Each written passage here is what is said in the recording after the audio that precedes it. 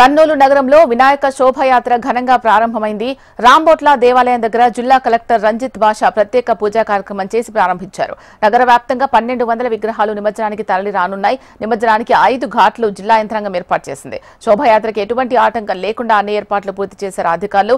2000 మంది పోలీసులతో భారీ బందోబస్తు నిర్వహించారు. 10 డ్రోన్ కెమెరాలు, సీసీ కెమెరాలు, బాడీ ఓన్ కెమెరాలు, ఫాల్కన్ వెహికల్ తో నిరంతరం మానిటరింగ్ చేస్తున్నారు. శోభయాత్ర సందర్భంగా కర్నూలు నగరంలో ట్రాఫిక్ ఆంక్షలు విధించారు. వినాయక శోభయాత్రపై మరింత సమాచారం మా ప్రతినిధి హరికృష్ణ అందిస్తారు.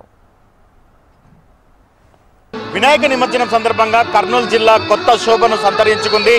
హైదరాబాద్ తర్వాత అంతటి ఘనంగా నిమజ్జనాన్ని చేసుకునేటటువంటి నగరంగా ప్రత్యేక గుర్తింపు పొందింది కర్నూలు నగరం. గత కొన్ని సంవత్సరాల నుంచి కూడా వినాయక నిమజ్జనం ఘాట్ నుంచి కూడా పెద్ద సంఖ్యలో గణనాథులు గంగమ్మ ఒడిగా తరలి వస్తూ ఇక్కడ నిమజ్జనం జరుపుకున్నటువంటి తీరును కూడా ఒకసారి మనం గమనించవచ్చు. ఎందుకంటే ప్రత్యేకంగా గణేష్ ఉత్సవ సమితి కర్నూలు నగరంగా కూడా ఏర్పాటైపోయింది. హిందూ బంధువులందరినీ కూడా ఏకం చేసేందుకు లోకమాన్య బాలగంగాధర్ తిలక్ ఏర్పాటు చేసిన ఈ కార్యక్రమము ప్రతి ఏడాది కూడా ప్రవర్ధమానంగా పెరిగిపోతుంది. సో ఈ నేపథ్యంలోనే ఇప్పుడు ఊరు వాడ అన్న తేడా లేకుండా ప్రతి ఢిల్లీ నుంచి గల్లీ వరకు కూడా ప్రతి చోట కూడా పెద్ద ఎత్తున గణేష్ మండపాలను ఏర్పాటు చేసి వినాయక చతుర్థి ఉత్సవాలను అంగరంగ వైభవంగా నిర్వహించడం ఆనవాయితీగా వస్తుందని మాత్రం చెప్పుకోక తప్పదు.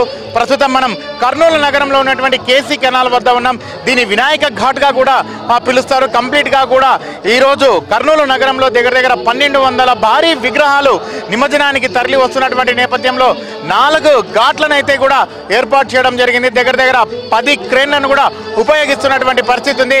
మనం చూస్తున్నాం ఈ కేసీ కెనాల్కి సంబంధించినటువంటి ఇరువైపులా కూడా అత్యంత సుందరంగా కూడా అలంకరించడం జరిగింది. ఎటువైపు చూసినా కూడా కాషాయ జెండాలు కూడా దర్శనమిస్తున్నటువంటి పరిస్థితి తాజాగా ఉందని మాత్రం చెప్పుకోక తప్పదు.